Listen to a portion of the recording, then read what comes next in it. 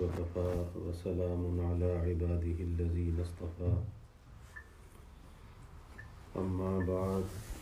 فأعوذ بالله من الشيطان الرجيم بسم الله الرحمن الرحيم والذين جاهدوا فينا لنهدينهم سبلنا وإن الله لمع المحسنين رب اشرح لي صدري ويسر لي أمري واحلل عقدة من لساني يفقهوا قولي سبحانك لا علم لنا إلا ما علمتنا إنك أنت العليم الحكيم إن الله وملائكته يصلون على النبي يا أيها الذين آمنوا صلوا عليه وسلموا تسليما اللهم صل على محمد عبدك ورسولك وصل على المؤمنين والمؤمنات والمسلمين والمسلمات صدق الله العظيم وصدق رسوله النبي الكريم ونحن على ذلك لمن الشاهدين والشاكرين والحمد لله رب العالمين۔ اللہ رب العزت کا بے حد کرم اور احسان ہے، اللہ تعالیٰ نے ایک مرتبہ پھر آپ حضرات کی خدمت میں حاضری کا یہ موقع عطا فرمایا۔ اللہ تعالیٰ ہم سب کے اس مل بیٹھنے کو قبول فرمائے اور اسے اللہ اپنی رضا کا ذریعہ بنائے۔ اس دنیا کی زندگی میں ہم میں سے ہر انسان مشقت کے ساتھ، مجاہدے کے ساتھ اپنی زندگی کو گزارتا ہے، اور یہ مشقت اور مجاہدہ ایسا ہے کہ جو اس کے پیدا ہونے سے لے کر اور اس کی موت تک یہ مشقت، یہ تکلیف، یہ مجاہدہ جاری رہتا ہے۔ لیکن بہت سی مشقتیں ایسی ہوتی ہیں کہ جو ہم کرتے کرتے اس مشقت کے عادی ہو جاتے ہیں، اور جب ہم وہ مشقت کا کام کرتے کرتے اس کے عادی ہو جاتے ہیں تو پھر ہمیں وہ مشقت معلوم نہیں ہوتی، بلکہ ایک وقت ایسا آتا ہے کہ اس مشقت میں، اس تکلیف میں اسے لذت اور مزہ آنے لگتا ہے۔ ورنہ حقیقت یہ ہے کہ انسان کی پوری زندگی مشقت سے عبارت ہے۔ ایک چھوٹا بچہ پیدا ہوتا ہے، اس پیدا ہونے کے مراحل کی مشقت ہے، اس کی پرورش کے جو مراحل ہیں اس کی مشقت ہے، کس مراحل سے گزرتا ہے۔ پھر ایک بچپن کا زمانہ آتا ہے تو اس کے پڑھنے پڑھانے کی مشقت ہے، اور پھر اس سے اوپر نوجوانی کا وقت آتا ہے تو پھر مستقبل کا فکر سوار ہوتا ہے کہ اچھی تعلیم ہونی چاہیے، کوئی ایسا زندگی کا اچھا معیار ہونا چاہیے، اس کے لیے مشقت اور مجاہدہ کرتا ہے۔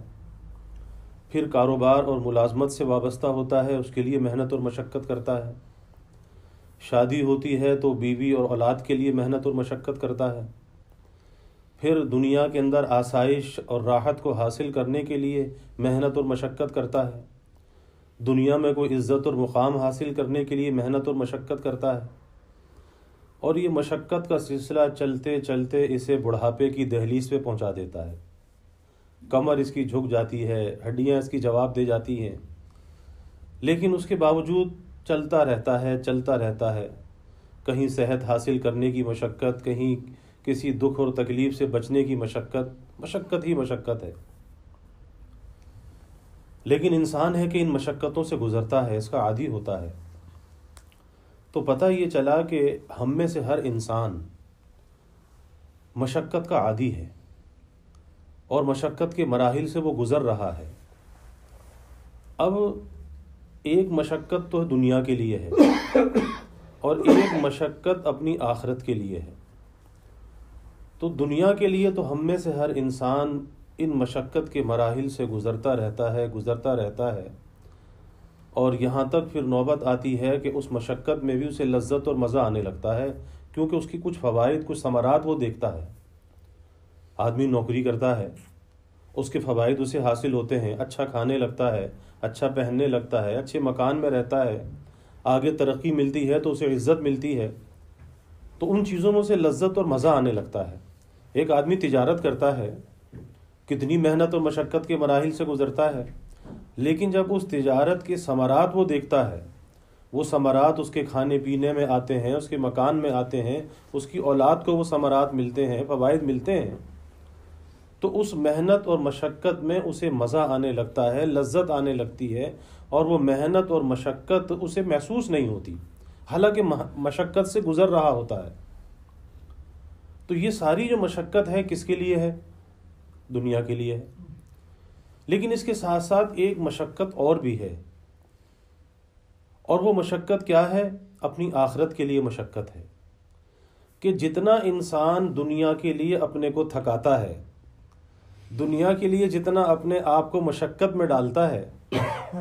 تو کبھی ہمیں اپنے آپ سے یہ سوال کرنا چاہیے، اور ضرور کرنا چاہیے، کہ کیا ہم آخرت کے لیے اپنے آپ کو اتنا تھکا رہے ہیں؟ کیا ہم اپنی آخرت کے لیے اتنا اپنے آپ کو مشقت میں ڈال رہے ہیں؟ جبکہ حقیقت یہ ہے کہ دنیا کی زندگی تو بہت محدود سی ہے، بہت تھوڑی سی ہے، بہت تھوڑی سی، اور آخرت کی زندگی کتنی ہے؟ کبھی نہ ختم ہونے والی، ہمیشہ ہمیشہ کی۔ تو یہاں تو بہت تھوڑا رہنا ہے اور وہاں ہمیشہ ہمیشہ رہنا ہے۔ تو پتہ یہ چلا کہ انسان کی مشقت اور تکلیف کا، مجاہدے کا مرکز اور محور اگر ہونا چاہیے تو وہ دنیا نہیں ہونی چاہیے، وہ آخرت ہونی چاہیے۔ اس اعتبار سے بھی کہ یوں تو اللہ تعالیٰ نے دنیا کو اسباب کے ساتھ مسبب کیا ہے، انسان کوشش کرتا ہے، اللہ اس کے مقدر کا جو رزق ہے اللہ اس کو پہنچا دیتا ہے، لیکن اس رزق کے پہنچانے کا جو وعدہ ہے وہ اللہ کا ہے، کہ ہر جاندار کا جو رزق ہے اللہ نے مقرر بھی کیا ہے، اللہ اس تک پہنچاتا بھی ہے۔ اب اس کے مختلف راستے ہیں، کسی کو زراعت کے ذریعے سے، کسی کو صنعت کے ذریعے سے، کسی کو ملازمت کے ذریعے سے، کسی کو تجارت کے ذریعے سے، لیکن وہ رزق اللہ اسے پہنچاتا ہے۔ یہ تو اللہ تعالیٰ کا وعدہ ہے کہ اللہ اسے وہ رزق پہنچاتا ہے، ضرور پہنچاتا ہے۔ لیکن آخرت جو ہمیشہ ہمیشہ کی زندگی ہے، کبھی نہ ختم ہونے والی ہے، تو جس طرح سے دنیا کے رزق کے لیے ہم سرتوڑ کوشش کرتے ہیں، کیا آخرت کے رزق کے لیے بھی سرتوڑ کوشش کرتے ہیں؟ اکثر ایسا ہوتا ہے کہ جب آخرت کا معاملہ آتا ہے تو ایک تو یہ کہ آخرت چونکہ ہمارے سامنے نہیں ہے، ہم نے اسے دیکھا نہیں ہے، تو اس کی اہمیت ہمارے سامنے نہیں ہوتی، دنیا کی اہمیت سامنے ہوتی ہے،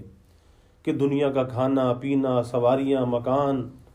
یہ تجارت، یہ ملازمت سب ہمارے سامنے ہے، تو ہم آنکھوں سے دیکھ رہے ہیں اور اس کے فوائد کو محسوس بھی کر رہے ہیں۔ لیکن آخرت چونکہ ہمارے سامنے نہیں ہے تو ہم وہاں پر ٹال مٹول سے کام لینے لگتے ہیں۔ ٹال مٹول کیا؟ کہ کسی نیکی کا موقع آیا تو ٹال دیا، چلو جی صبح کر لیں گے، شام کر لیں گے، کل کر لیں گے، ابھی تو بہت زندگی ہے، کر لیں گے۔ کسی گناہ کا موقع آیا تو نفس اور شیطان نے کوئی وسوسہ ڈالا، کوئی خیال ڈالا، تو سوچا کہ کر لو، توبہ کر لیں گے، ابھی تو بہت زندگی پڑی ہے، ابھی تو تھوڑا عیش و عشرت سے گزار لو، پھر کوئی وقت آئے گا تو توبہ کر لیں گے، اللہ کو راضی کر لیں گے۔ تو دنیا کے معاملے میں ہم کبھی اس طرح سے نہیں سوچتے کہ اگر دنیا کے کسی کام میں کہیں نقصان کا تھوڑا سا بھی اندیشہ ہوتا ہے تو اس اندیشے سے فوراً آدمی اپنے آپ کو بچاتا ہے کہ نہیں، میں نقصان کے قریب نہیں جانا اور فائدے کو حاصل کرنا ہے۔ تو جب دنیا کے معاملے میں ہم نقصان سے اپنے آپ کو بچاتے ہیں، پتہ یہ چلا کہ مشقت کے بھی ہم عادی ہیں اور نفع نقصان کی شناخت اور امتیاز بھی ہمیں معلوم ہے کہ ان دونوں چیزوں میں کیا فرق ہے، کیا تفاوت ہے، یہ بھی ہمیں معلوم ہے۔ لیکن پھر وہی بات آتی ہے کہ آخرت کے معاملے میں ہم دھوکے کے اندر مبتلا ہو جاتے ہیں، دھوکے میں، اور وہ دھوکہ ہم کسی اور کو نہیں دیتے، وہ دھوکہ ہم اپنے آپ کو دے رہے ہوتے ہیں، اور اپنے آپ کو طفل تسلیاں دے رہے ہوتے ہیں کہ نہیں نہیں سب ٹھیک ہے، نہیں نہیں سب ٹھیک ہے، حالانکہ حقیقت یہ ہے کہ سب ٹھیک نہیں ہوتا، سب ٹھیک نہیں ہوتا۔ تو ہمیں اور بھائی ہمارا یہ مل بیٹھنا ایک فکر کے لیے ہے، ایک آپس میں تبادلہ خیال ہے، یہ کوئی وعظ و نصیحت نہیں ہے، ایک تبادلہ خیال ہے کہ آخر یہ فکر ہمارے اندر کیوں نہیں ہے، اور ہم اپنی آخرت کے لیے اپنے آپ کو کیوں نہیں تھکاتے، کیوں مشقت کا عادی نہیں بناتے۔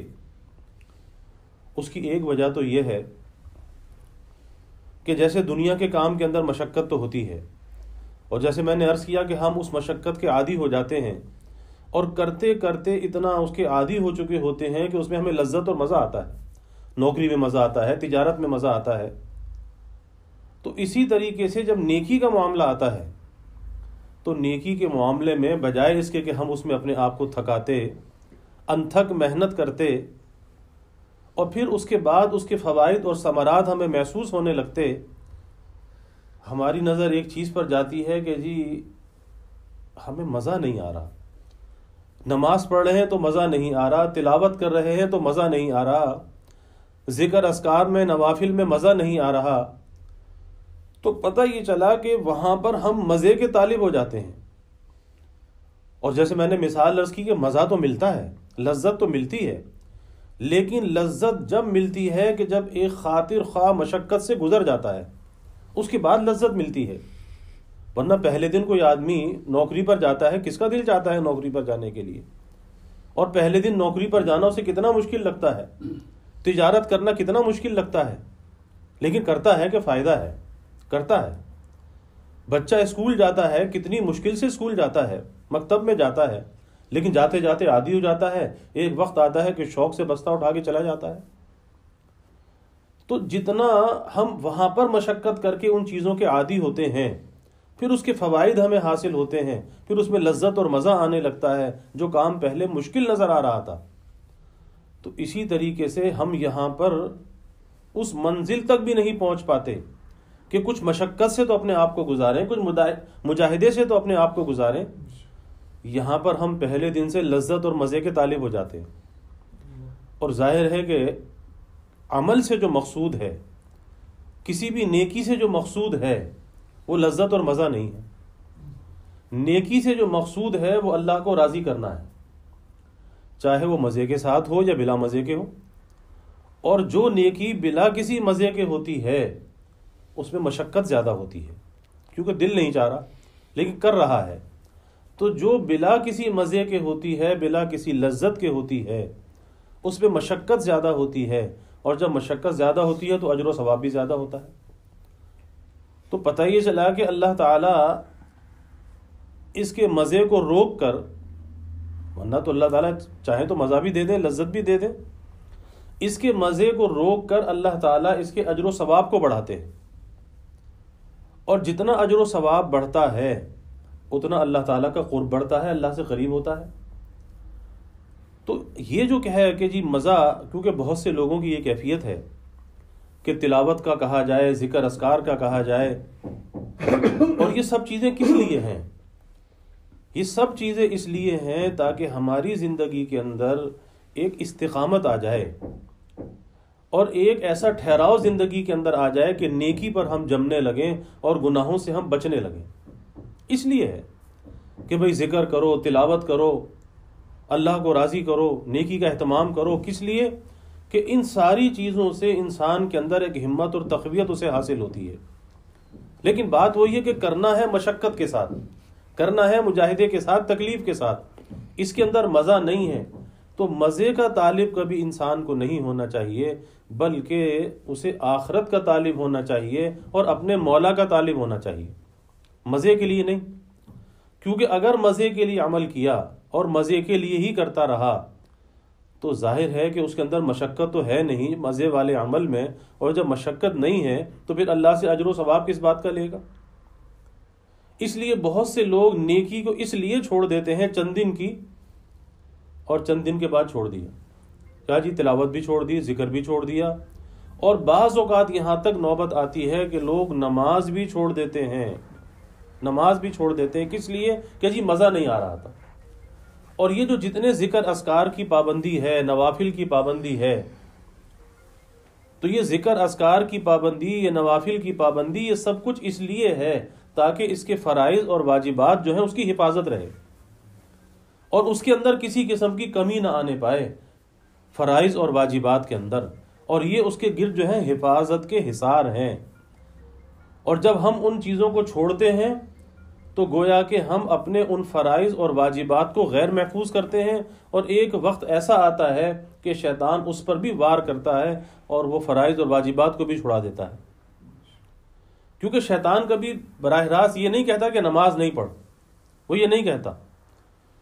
بلکہ شیطان تو کبھی اس کی جماعت کو ترک کراتا ہے، کبھی اس کی نماز کو قضا کراتا ہے، کبھی اس کے ذکر اذکار کو کمی کراتا ہے، ختم کراتا ہے، ایک ایک کر کے نیکی کو وہ رخصت کراتا ہے۔ اور جب ایک ایک نیکی رخصت ہوتی جاتی ہے تو پھر نوبت فرائض اور واجبات پر آتی ہے، اور آخر کار وہ اس میں بھی کامیاب ہوتا ہے کہ فرائض اور واجبات بھی چلے جاتے ہیں۔ تو پہلی چیز تو یہ ہے کہ کبھی انسان کو مزے کا طالب نہیں ہونا چاہیے، مزے کے لیے کبھی عمل نہیں کرنا چاہیے، مزہ آئے یا نہ آئے، دل کے اندر یہ نیت اور ارادہ ہونا چاہیے کہ مجھے اللہ کو راضی کرنا ہے، اللہ راضی ہو جائے۔ اور اصل بات بھی یہی ہے کہ ایک ہے اپنے کو پسند آ جائے اور ایک ہے اللہ کو پسند آ جائے۔ تو ظاہر ہے کہ ہمیں پسند آنا یا ہماری پسند کا جو معیار ہے اس کی کوئی حقیقت نہیں ہے، لیکن اگر اللہ کو پسند آ گیا، اللہ کو پسند اگر آ گیا تو پھر وہ چھوٹا سا بھی عمل اگر اللہ کو پسند آ گیا تو وہی وہاں پہ نجات کا ذریعہ بن جائے گا۔ چھوٹا سا عمل بھی پسند آ گیا تو اس لیے کبھی مزے کا طالب نہ ہو، بلکہ اپنے مولا کا اور اپنے اللہ کا طالب ہو۔ دوسری بات یہ ہے کہ عمل پر استقامت، اور اصل چیز جو ہے وہ عمل پر استقامت ہے۔ اور جب آدمی استقامت کے ساتھ، مستقل مزاجی کے ساتھ کوئی بھی کام کرتا ہے تو پھر اس کا دل اس میں لگ جاتا ہے۔ ایک ہے دل کا لگنا، ایک ہے دل کا لگانا، دونوں میں فرق ہے۔ دل کا جو لگنا ہے، دل کا لگنا تو غیر اختیاری ہے، اپنے اختیار میں نہیں ہے، لگے نہ لگے، لیکن دل کا لگانا اختیاری ہے۔ اور وہ دل کا لگانا کیا ہے؟ دل کا لگانا یہ ہے کہ اپنے کو مجبور کر کے وہ کام کرتا رہے، وہ عمل کرتا رہے، جیسے دنیا کے لیے کرتا ہے، تجارت ہے، ملازمت ہے، روز جاتا ہے۔ کھانے کو صرف لے لے، کھانا جو ہے کتنا بڑا جھنجٹ ہے کہ آدمی بیٹھے دسترخوان پر بیٹھے، کھانا نکالے، کھائے، چبائے، حلق سے نیچے اتارے، کتنی مشقت کا کام ہے، لیکن فائدہ ہے تو کرتا ہے۔ اتنی مشقت کا کام 3 دفعہ دن میں کرتا ہے، حالانکہ کتنا جنجال ہے، کتنی مشقت ہے، لیکن فائدہ ہے تو کرتا ہے۔ تو اسی طریقے سے استقامت وہ ہے کہ دل لگنے کا طالب نہ ہو، بلکہ دل کو لگائے،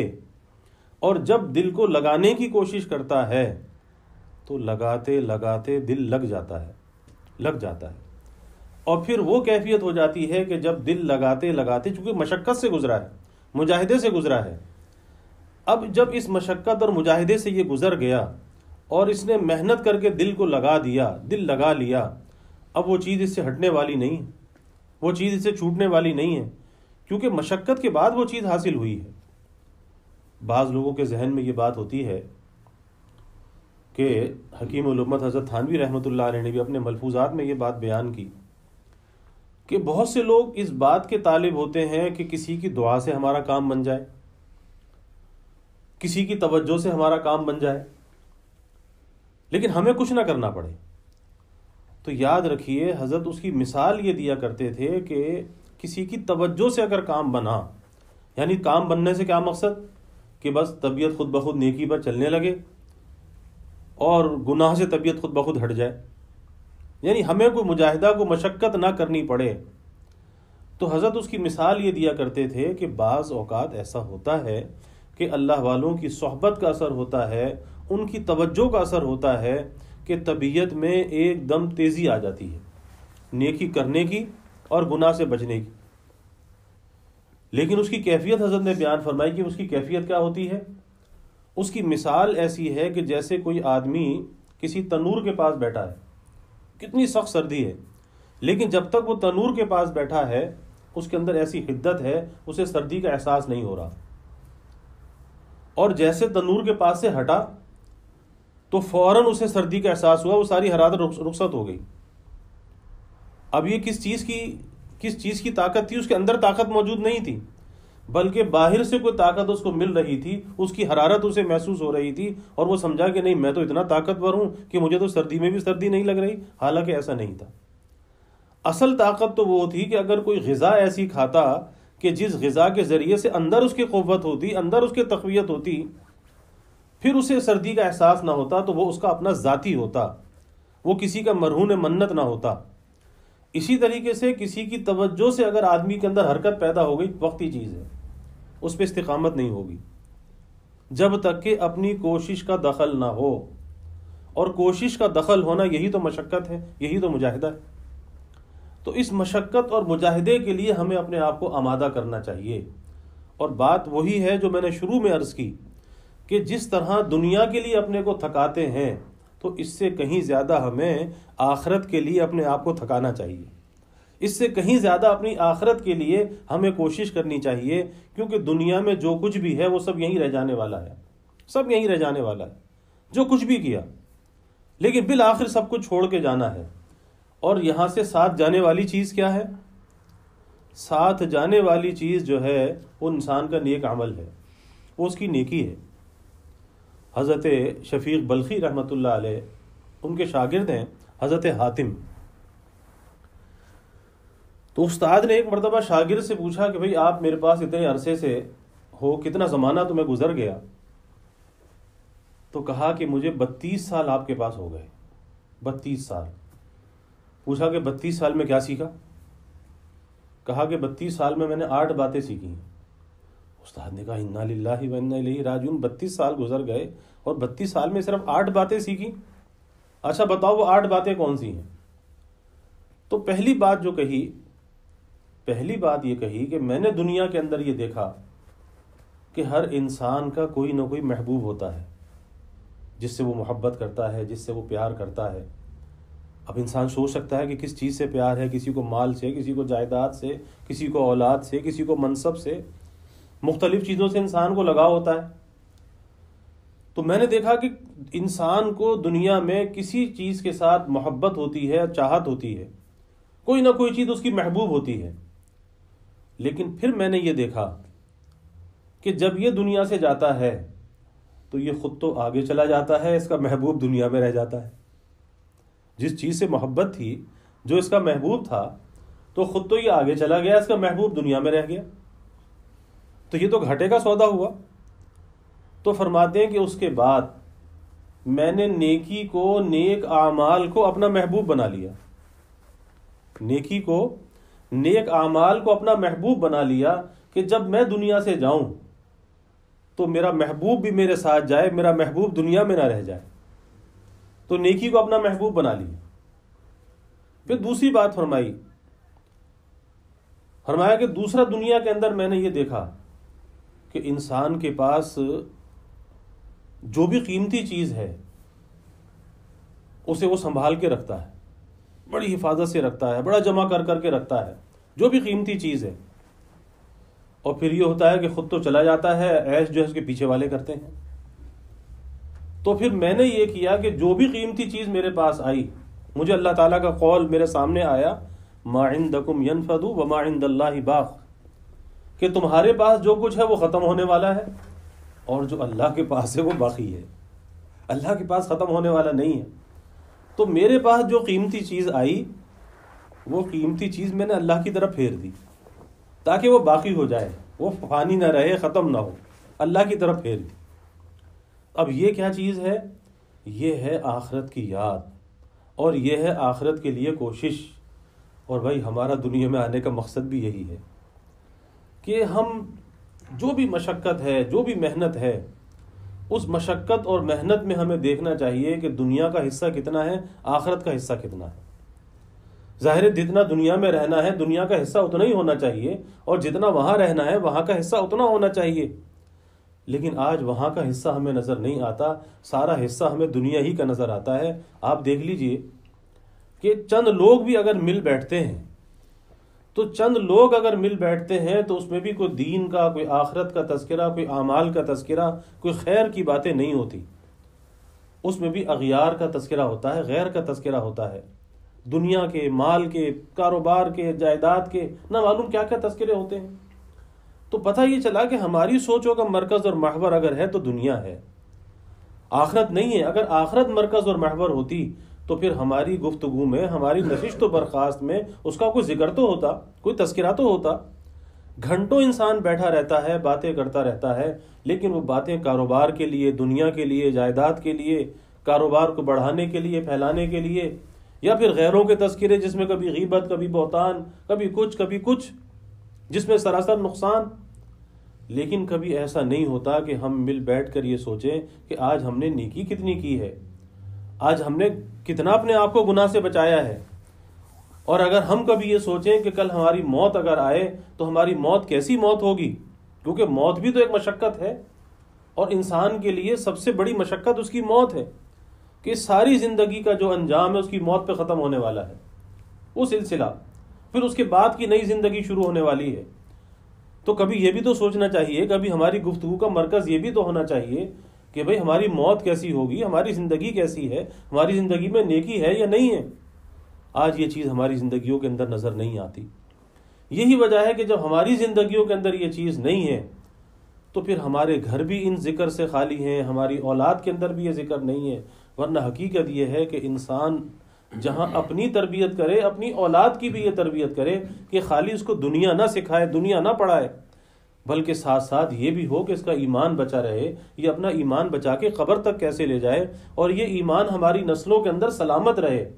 یا ہماری نسلوں سے یہ ایمان نہ چلا جائے۔ بالخصوص آج کے زمانے کے اندر ماحول ایسا ہے، اور پھر جس خطے کے اندر آپ یہاں پر رہتے ہیں، ظاہر ہے کہ یہاں پر خطرات بھی زیادہ ہیں۔ جو آزادی، جو بے باکی یہاں پر ہے، ظاہر ہے کہ ہمارے اپنے ملک میں یہ چیزیں نہیں ہیں، وہاں پھر بھی رکاوٹیں ہیں، وہاں آزادی کے ساتھ آدمی بات کہہ سکتا ہے، وہاں ساری چیزیں ہیں، لیکن یہاں رہ کر سب سے زیادہ فکر اگر ہونی چاہیے اپنے ایمان کی بھی ہونی چاہیے، اور اس کے ساتھ ساتھ اپنے گھر والوں کے، اپنے بچوں کے ایمان کا فکر ہونا چاہیے، اور ان کی تربیت، دینی تربیت کرنی چاہیے۔ یہ نہیں کہ بس خود ہی سیکھ جائیں گے، یہ نہیں، سکھانا پڑے گا، ان پر محنت کرنی پڑے گی، اور آج یہ محنت جو ہے وہ نظر نہیں آتی۔ اس لیے اس محنت کا اور ان کو دین سکھانے کا جو سب سے بڑا ذریعہ ہے وہ نیک صحبت ہے، کہ بھئی کم از کم ہفتے میں ایک دن تو اپنے بچوں کو نیک صحبت میں لے کر آؤ، علماء کے پاس لا کر بٹھاؤ، اللہ والوں کے پاس لا کر بٹھاؤ، تاکہ ان کو پتہ ہو کہ ہمارا دین کیا ہے۔ اور جب ان چیزوں کو دیکھیں گے، ایسی صحبتوں میں بیٹھیں گے، تو دل کے اندر اس کی رغبت پیدا ہوگی، دل کے اندر میلان پیدا ہوگا، اور یہ دل کے اندر رغبت کا پیدا ہونا، یہ دل کے اندر میلان کا ہونا، یہ ایمان کی حفاظت کا ذریعہ بن جائے گا، ایمان کی قدر و منزلت کا ذریعہ بن جائے گا۔ اس لیے اپنی نسلوں پر یہ ہمیں احسان ضرور کرنا چاہیے کہ ہم ان کے ساتھ کچھ ایسا کریں کہ ان کا ایمان جو ہے وہ محفوظ ہو جائے، اور یہ ایمان کی جو دولت ہے آگے نسلوں کے اندر منتقل ہوتی رہے۔ اس کا ذریعہ جو ہے وہ بھائی نیک صحبت ہے، اس سے بڑھ کر کوئی ذریعہ نہیں ہے۔ اس لیے، اور نیک صحبت جگہ جگہ موجود ہے، ہر جگہ موجود ہے۔ آپ دیکھیں کہ مساجد ماشاءاللہ یہاں پر بھی ہیں، لیکن ان مساجد سے اگر چاہے کسی کو دور سے اگر چل کے آنا پڑ رہا ہے، لیکن یہ تو سوچو کہ اس چل کے آنے کا اجر و ثواب کتنا ہے، کہ ہر قدم پر اسے 10 نیکیاں ملتی ہیں، 10 گناہ معاف ہوتے ہیں، 10 درجے اس کے بلند ہوتے ہیں۔ کتنی بڑی نیکی ہے۔ اور جو گھر سے وضو کر کے مسجد کی طرف چلتا ہے، حدیث میں آتا ہے ایسا ہے کہ جیسے احرام باندھ کے بیت اللہ کی طرف چلتا ہے، کتنا بڑا فائدہ ہے۔ آج ہم یہ سوچیں کہ جی ہم کام سے آئے ہیں، ہم تھکے ہوئے ہیں، ہم نے کام پر جانا ہے، تو ہم مسجد کی حاضری کو چھوڑ دیں، تو یہ اپنے ساتھ زیادتی ہے۔ یہ تو اللہ کا گھر ہے، لیکن اپنے ساتھ یہ زیادتی ہے۔ اس لیے مسجد کی حاضری کو کبھی نہیں چھوڑنا چاہیے، چاہے مشقت ہو۔ میں کہہ رہا ہوں مشقت سے تو ہم گزر رہے ہیں، اور ہماری زندگی نام ہی مشقت سے عبارت ہے، پوری کی پوری زندگی، پیدائش سے لے کے موت تک۔ تو ان مشقتوں کے اندر یہ بھی ایک مشقت شامل کر لیں کہ ہم اللہ کے گھر سے جڑے رہیں۔ ہم کوشش یہ کریں کہ جتنی ہم مسجد میں حاضری دے سکتے ہیں، جتنی نمازوں میں فرصت مل سکتی ہے، ان میں تو کم از کم ہم چل کر آئیں۔ شام کی نمازیں ہیں، صبح کی نماز ہے، جو آدمی کے کام کے اوقات کے علاوہ ہے، تو اس میں خود بھی آنا چاہیے، اور کوشش کر کے اپنے بچوں کو ضرور لانا چاہیے۔ یہ اپنے ساتھ بھی خیر خواہی ہے اور اپنے بچوں کے ساتھ خیر خواہی ہے۔ تو بھائی بات مشقت پہ چل رہی تھی کہ اس مشقت کی جو ہم عادت ہمیں ہے، تو یہ مشقت آخرت کے لیے بھی ہونی چاہیے، اس کی بھی کوشش ہونی چاہیے۔ اور اس کے دو ذریعے ہیں، ایک یہ کہ نیکی کرنے میں مشقت، ایک گناہ سے بچنے کی مشقت۔ اور جب آدمی اس مشقت کو اختیار کرتا ہے تو پھر اس راستے کے اندر وہ تنہا نہیں ہوتا۔ والذین جاہدوا فینا لنہدینہم سبلنا وان اللہ لمع المحسنین۔ ایک تو یہ کہ اللہ تعالیٰ اس کے لیے آسانیاں پیدا فرماتے، راستے کھولتے، کہ جب بندہ اللہ کے لیے نیکی کا ارادہ کرتا ہے، اللہ کے لیے گناہ سے بچنے کا ارادہ کرتا ہے، کرے تو صحیح، ہمت تو کرے، پھر دیکھے کہ وہ تنہا نہیں ہوتا، اللہ اس کے ساتھ ہوتا ہے، اللہ تعالیٰ کی مدد اور معیت اس کے ساتھ ہوتی ہے۔ کبھی انسان خود نیکی نہیں کر سکتا، نہ خود گناہ سے بچ سکتا ہے، اللہ کی مدد اگر شامل حال نہ ہو۔ لیکن اللہ کی مدد جب شامل حال ہوتی ہے کہ ادھر اس نے ارادہ کیا، ادھر سے اللہ کی مدد آ گئی، اس نے کہا میں نے نماز پڑھنی، اللہ کی مدد آ گئی، پہنچ گیا مسجد میں۔ تو یہ ہمارا یہاں چل کے آ جانا، یا ہمارا کسی گناہ سے اپنے آپ کو بچا لینا، زبان کو روک لینا، نظر کو جھکا لینا، کانوں کو بری بات سے، میوزک سے، موسیقی سے بچا لینا، یہ خالی ہمارے اپنے اختیار سے نہیں، اللہ کی مدد سے ہے۔ اور جب کسی نیکی کی توفیق مل جائے، کسی گناہ سے بچنے کی ہمت ہو جائے، گناہ سے بچ جائے، تو یہ نہ سمجھے کہ میں نے کر لیا اور میں نے اپنے آپ کو بچا لیا، فوراً اللہ کا شکر بھی ادا کرنا چاہیے کہ یا اللہ اگر آپ کی مدد نہ ہوتی میں نیکی نہیں کر سکتا تھا، میں مسجد میں نہیں آ سکتا تھا، میں نماز نہیں پڑھ سکتا تھا، یا اللہ آپ کا شکر ہے، اور جیسے آپ نے اب توفیق دی، یا اللہ آئندہ بھی توفیق دینا، آئندہ بھی مجھے توفیق دینا۔ اور جب اللہ سے دعا کرے گا، اللہ دوبارہ آنے کے راستے پیدا فرمائے گا اور دوبارہ پھر حاضری کی توفیق نصیب فرمائے گا۔ اسی طرح جب کسی گناہ سے اپنے آپ کو بچائے، ہمت کر کے بچائے، قصد اور ارادے کے ساتھ بچائے، تو پھر وہاں پر بھی اللہ کا شکر ادا کرے کہ یا اللہ آپ کی مدد اگر میرے شامل حال نہ ہوتی میں گناہ سے نہیں بچ سکتا تھا، آپ نے فضل فرمایا، آپ کی مدد سے میں گناہ سے بچا، اور یا اللہ جیسے اب آپ نے بچا لیا، یا اللہ آئندہ بھی مجھے بچانا۔ تو اللہ سے مدد بھی مانگے، اور جب وہ کام ہو جائے تو پھر اللہ کا شکر بھی ادا کرے۔ بس یہ راستہ ہے اللہ تعالیٰ کی مدد کو حاصل کرنے کا اور اپنی زندگی کے اندر استقامت اور ٹھہراؤ لانے کا، ورنہ بھائی زندگی تو گزر رہی ہے۔ اور اگر ہم اپنی زندگیوں کا جائزہ لیں تو زندگی بڑی بے ڈھب سی گزر رہی ہے، کوئی زندگی کا نظام و اوقات ہی نہیں ہے، بے ڈھب سی زندگی ہے۔ اور پھر ایک وقت آئے گا کہ یہیں پر زندگی کی شام ہوگی، آدمی چلا جائے گا، پھر آخرت میں جا کے پچھتائے گا کہ جتنا دنیا کے لیے میں نے اپنے کو تھکایا تھا، کاش کہ تھوڑا سا آخرت کے لیے بھی تھکاتا، آج کتنا فائدہ ہوتا۔ لیکن پھر ہوگا کچھ نہیں، کیونکہ وہاں جا کر حقیقت کھل جائے گی۔ جب دنیا کے اندر آنکھ بند ہوتی ہے اور جب اس عالم کے اندر آنکھ کھلتی ہے، ساری حقیقتیں پتہ چل جاتی ہیں کہ ایک مرتبہ سبحان اللہ کہنے کا کیا فائدہ تھا، ایک مرتبہ الحمدللہ کہنے کا کیا فائدہ تھا، اس نظر کو بچانے کا کیا فائدہ تھا، اس زبان کو روکنے کا کیا فائدہ تھا، اس زبان کو اللہ کے ذکر میں لگانے کا کیا فائدہ تھا۔ پھر ساری حقیقتیں کھلتی ہیں، لیکن ہمیں سب کچھ بتایا گیا ہے۔ اللہ اور اس کے رسول صلی اللہ علیہ وسلم نے ایک ایک بات ہم سے بیان کی ہے۔ اب یہ تو ہمارے اپنے اوپر ہے کہ ہم عمل کتنا کرتے ہیں، ہمت کتنی کرتے ہیں۔ تو بھائی ہمت کر کے اس عمل کی مشقت سے، نیکی کرنے کی مشقت اور گناہ سے بچنے کی مشقت، اس مشق کا اپنے کو عادی بنانا چاہیے۔ اور یہ مشقت ایسی ہے کہ جب آدمی کرتا رہتا ہے، اس مشقت سے گزرتا رہتا ہے، پھر ایک وقت آتا ہے کہ اسے لذت اور مزہ آنے لگتا ہے، لذت اور مزہ۔ اور وہ لذت اور مزہ ایسا ہوتا ہے کہ ایک مجاہدے کے بعد آپ دیکھیں کہ ہانڈی کے اندر جب کھانا پکایا جاتا ہے تو کیا کچی ہانڈی میں لذت ہوتی ہے؟ کتنے مجاہدے سے وہ ہانڈی گزرتی ہے،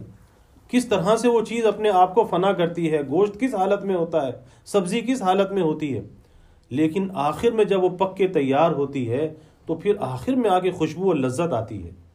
اسی طریقے سے مثال ہے کہ جب مجاہدے کی بھٹی سے آدمی اپنے کو گزارتا ہے، مشقت کی بھٹی سے اپنے آپ کو گزارتا ہے، اب اس کے بعد اسے گناہ سے بچنے میں بھی لذت آتی ہے، اور اسے عبادت کرنے میں بھی لذت آتی ہے، اسے ذکر کرنے میں بھی لذت آتی ہے، پھر اس کے اندر وہ لذت پیدا ہوتی ہے، اور وہ لذت تو ہے، لیکن مجاہدہ کر کے، مشقت کر کے لذت کو محسوس کرنے کی صلاحیت اجاگر ہو جاتی ہے، اندر وہ صلاحیت پیدا ہو جاتی ہے کہ جس سے اس لذت کو محسوس کر سکتا ہے۔ لذتیں تو ہیں، عبادت میں بھی لذت ہے، گناہ سے بچنے میں بھی لذت ہے، لیکن ہمارے اندر کچھ ایسی چیز ہے کہ ہمیں محسوس نہیں ہوتی۔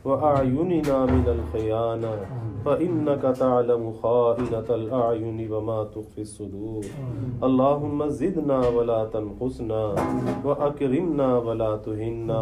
وأعطنا ولا تحرمنا وآثرنا ولا تؤثر علينا وأرغنا وارغ عنا وأرغنا وارغ عنا وأرغنا وارغ عنا يا حي يا قيوم برحمتك نستغيث أصلح لنا شأننا كله ولا تكلنا إلى أنفسنا طرفة عين فاطر السماوات والأرض أنت ولينا في الدنيا والآخرة توفنا مسلما والحقنا بالصالحين يا رب زدنا علما والحقنا بالصالحين اللهم أحينا مسكينا وأمتنا مسكينا واحشرنا في زمرة المساكين يا الله يا رحمن يا رحيم يا كريم يا أرحم الراحمين يا أكرم الأكرمين یا اللہ ہمارے گناہوں کو معاف فرما، یا اللہ ہماری خطایا سے درگزر فرما، یا اللہ اپنی محبت معرفت عطا فرما، اپنی رضا والی زندگی یا اللہ نصیب فرما، یا اللہ اپنے رضا والے کاموں کی توفیق عطا فرما، یا اللہ ان لمحات زندگی کی قدردانی نصیب فرما، آخرت کے فکر کو یا اللہ ہمارے دلوں میں بیدار فرما، یا اللہ ہماری کوششوں کا مرکز اور محور یا اللہ ہماری آخرت کو بنا، یا اللہ دنیا مردار کی محبت کو چاہت کو دلوں سے نکال دے، اس دنیا کے فنا کو یا اللہ ہمارے قلوب میں مستحضر فرما، آخرت کی یاد کو یا اللہ غالب فرما، یا اللہ آخرت کی تیاری میں لگنے کا فکر عطا فرما، یا اللہ اعمال آخرت کا اہتمام کرنے والا بنا، نیکی اور تقوی والی زندگی یا اللہ ہمیں عطا فرما، یا اللہ اپنی مدد کو تائید کو نصرت کو ہمارے شامل حال فرما، یا اللہ بے تیری تائید اور توفیق کے یا اللہ کچھ نہیں ممکن کہ ہم سے ہو سکے، یا اللہ قدم قدم پر تیری مدد کے محتاج ہیں، یا اللہ اپنی مدد کو ہمارے شامل حال فرما، یا اللہ ہم نکمے ہیں ناکارہ ہیں، یا اللہ ہم نے دنیا مردار کے لیے اپنی صلاحیتوں کو کھپایا، اپنی توانائیوں کو کھپایا، اے اللہ اب تو تیرا بننا چاہتے ہیں، یا اللہ تو آخرت کے فکر کو دلوں میں غالب فرما دے، ہماری صحت کو صلاحیت کو قوت کو یا اللہ آخرت میں یا اللہ صرف کرنے کی توفیق عطا فرما، آخرت کے کاموں میں لگنے کی توفیق عطا فرما، اس کی تیاری کا یا اللہ ہمیں فکر عطا فرما، اپنے ماضی پر یا اللہ ہمیں ندامت اور پشیمانی عطا فرما، اے اللہ زندگیوں کا اکثر حصہ ہم نے گنوایا ضائع کیا، اے اللہ تجھے راضی نہ کر سکے، یا اللہ ہم تیرے قریب نہ آ سکے، یا اللہ اپنی شامت اعمال سے اب تو یا اللہ ہم توبہ کرتے ہیں، اپنے ماضی پر نادم ہیں پشیمان ہیں، اے اللہ تو ہمیں معاف فرما دے، ہمارے ہر قسمی گناہوں کو معاف فرما دے، یا اللہ ہمارے کبیرہ گناہوں کو بھی معاف فرما دے، یا اللہ صغیرہ گناہوں کو بھی معاف فرما دے، یا اللہ اعلانیہ گناہوں کو بھی معاف فرما دے، پوشیدہ گناہوں کو بھی معاف فرما دے، یا اللہ ظاہری گناہوں کو بھی معاف فرما، باطنی گناہوں کو بھی معاف فرما، یا اللہ جو یاد ہیں وہ بھی معاف فرما، یا اللہ جو کر کے بھول گئے وہ بھی معاف فرما، یا اللہ جو آپ کے علم ازلی ابدی میں ہے یا اللہ وہ بھی معاف فرما، یا اللہ آئندہ نیکی اور تقوی والی زندگی عطا فرما، یا اللہ جیسے یہاں ستاری فرمائی یا اللہ وہاں بھی ستاری فرما، اے اللہ جیسے یہاں ہمارے عیبوں کو چھپایا یا اللہ ہمیں رسوا نہ کیا رسوائی سے بچایا، اے اللہ وہاں بھی رسوائی سے بچانا، میدان حشر کی ذلت و رسوائی سے بچانا، اے اللہ وہاں بھی اپنی ستاریت کی چادر میں ڈھانپ لینا، یا اللہ جیسے یہاں سے بے درگزر فرمایا یا اللہ وہاں بھی ہم سے درگزر فرما، یا اللہ وہاں بھی ہم سے درگزر فرما، ذکر و فکر والی حیات طیبہ نصیب فرما، اپنے ذکر میں لگنا آسان فرما، اپنے ذکر سے انس عطا فرما، اپنے ذکر سے ہمارے دلوں کو آباد فرما، ذکر کے انوار سے ہمارے قلوب کو منور فرما، دلوں کی ظلمتوں کو کدورتوں کو قساوتوں کو دور فرما، یا اللہ ناجائز محبتوں سے دلوں کو خالی فرما، اغیار سے ہمارے دلوں کو خالی فرما، اپنی یاد سے دلوں کو آباد فرما، اپنی محبت اور معرفت کا یا اللہ اس دل کو محور بنا مرکز بنا، یا اللہ ہر قسمی ترقیات سے مالا مال فرما یا اللہ یہ جتنے بھی حاضرین ان کے اہل خانہ یا اللہ سب کو چین سکون عافیت والی زندگیاں عطا فرما سب کے گھروں میں رزق میں اعمال میں یا اللہ خوب خیر و برکت عطا فرما یا اللہ جس محبت سے یہ حضرات بیٹھے اے اللہ اس محبت کو تو اپنی محبت کا ذریعہ بنا اس آنے پر یا اللہ قدم قدم پر کروڑوں نیکیاں عطا فرما اپنا قرب خاص عطا فرما اپنی محبت اور معرفت عطا فرما اپنی رضا کا ذریعہ بنا آخرت کے لیے نجات کا ذریعہ بنا یا اللہ ہمیشہ اس طرح مل بیٹھنے کی توفیق عطا فرما اے اللہ ہمیشہ مل بیٹھنے کی توفیق عطا فرما یا اللہ جیسے یہاں اپنے گھر میں جمع فرمایا اپنی رضا کے ساتھ جمع فرمایا اے اللہ ایسے ہم سب کو جنت میں بھی جمع فرما اے اللہ ہم سب کو جنت میں جمع فرما ہم سب کے گھر والوں کو جنت میں جگہ فرما یا اللہ ہم میں سے کسی کو بھی محروم نہ فرما یا اللہ ہم میں سے کسی کو بھی محروم نہ فرما یا اللہ ہمارے پاس تو کوئی عمل نہیں ہے یا اللہ ہم تو خالی ہیں تہی دامن ہیں اے اللہ اپنے فضل کا معاملہ فرما اپنے فضل خاص سے جنت کا ٹھکانہ عطا فرما جہنم سے نجات عطا فرما یا اللہ جہنم سے نجات عطا فرما اے اللہ جہنم کے عذاب سے ہم کو بچا لے یا اللہ بلا حساب کے جنت عطا فرما اپنے فضل سے عطا فرما اپنے حبیب صلی اللہ علیہ وسلم کی شفاعت نصیب فرما آپ کی شفاعت سے یا اللہ جنت کا ٹھکانہ عطا فرما یا اللہ سب کے دلوں میں جو نیک ارادے ہیں خواہشات ہیں یا اللہ سب کے نیک ارادوں کو خواہشات کو یا اللہ بعافیت پورا فرما یا اللہ آپ تو قادر مطلق ہیں یا اللہ سب کچھ آپ کے قبضے قدرت میں ہے اے اللہ ہم تیرے در کے سائل اور بھکاری ہیں اے اللہ منگتا اور سوالی ہیں تیرے سامنے اپنی حاجتیں لے کر بیٹھے ہیں اے اللہ تو دلوں کے ارادوں کو جانتا ہے سب کے نیک ارادوں کو پورا فرما سب کی مشکلات کو دور فرما سب کی پریشانیوں کو دور فرما بیماریوں سے شفا عطا فرما قرضوں سے نجات عطا فرما سب کی اولادوں کو نیک صالح بنا آنکھوں کی ٹھنڈک بنا سب کی تربیت کا از غیب انتظام فرما یا اللہ ہمارے نوجوان بچے بچیوں کی حفاظت فرما ہماری خواتین کی حفاظت فرما یا اللہ ماحول کے شر سے بچا آزادی کے فتنوں سے بچا بے حیائی کے فتنوں سے بچا یا اللہ دلوں کے اندر آخرت کے فکر کو غالب فرما یا اللہ آخرت کے فکر کو غالب فرما مرنے سے پہلے اس کی تیاری کا یا اللہ فکر عطا فرما یا اللہ ہمیں بڑوں کا اکرام کرنے والا بنا علماء کا اکرام کرنے والا بنا ادب کرنے والا بنا با ادب بنا بے ادبی سے یا اللہ حفاظت فرما یا اللہ محرومی سے ہماری حفاظت فرما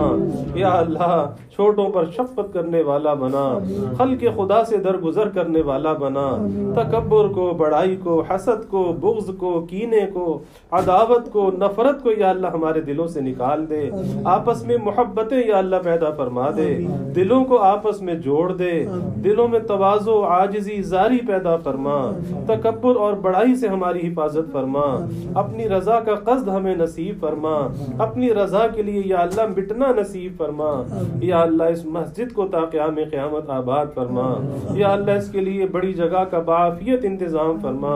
یا اللہ بنیادی مسجد اور مرکز کو یا اللہ قائم فرما اس کے غیب سے اسباب مہیا فرما یا اللہ جو ہمارے یہ دوست کوشش کر رہے ہیں ان کی کوششوں کو برابر فرما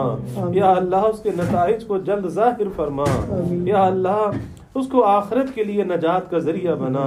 یا اللہ ہم سے زندگی میں ایسے کام لے لے یا اللہ جو آخرت کے لیے نجات کا ذریعہ بن جائیں یا اللہ ہر ایسے قول سے فعل سے ہمیں بچا جو تیری ناراضگی کا ذریعہ ہو آخرت کی پکڑ اور سزا کا ذریعہ ہو یا اللہ جو ہماری عمر بڑھتی جائے ہماری نعمتوں کو بڑھاتے جانا ہماری نیکیوں کو بڑھاتے جانا ہماری عافیت کو بڑھاتے جانا یا اللہ سب سے زیادہ ہمارے ایمان کو بڑھا دینا جب وقت آخر آئے سب سے زیادہ ایمان ہمارے پاس ہو آپ کا ذکر ہماری زبان پر ہو آپ کے ذکر اور استحضار کے ساتھ یا اللہ دنیا سے جانا نصیب ہو یا اللہ موت کی رغبت دلوں میں پیدا فرما اپنی ملاقات کا شوق ہمارے دلوں میں پیدا فرما یا اللہ ہماری قبروں کو جنت کا باغ بنا قبر کے عذاب سے بچا حشر کی رسوائی سے بچا اپنے حبیب صلی اللہ علیہ وسلم کی شفاعت نصیب فرما آپ کی تعلیمات پہ چلنے والا بنا یا اللہ آپ کی غلامی میں جینے اور مرنے کی توفیق عطا فرما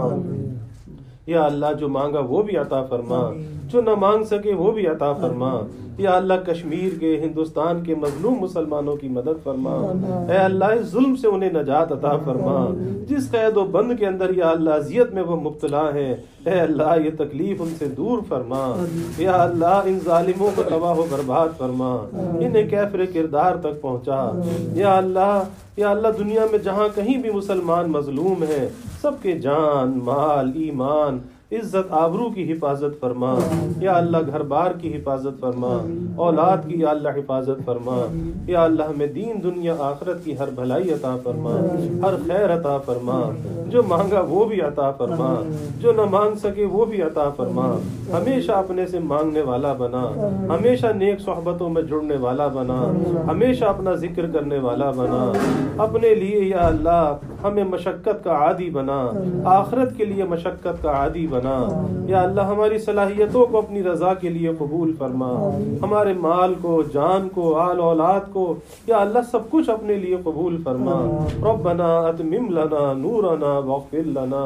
انك على كل شيء قدير. ربنا تقبل منا انك انت السميع العليم وتب علينا انك انت التواب الرحيم. وجزى الله عنا محمدا صلی اللہ علیہ وسلم ما هو أهله. سبحان ربك رب العزة عما يصفون وسلام على المرسلين والحمد لله رب العالمين. آمين آمين برحمتك يا رب.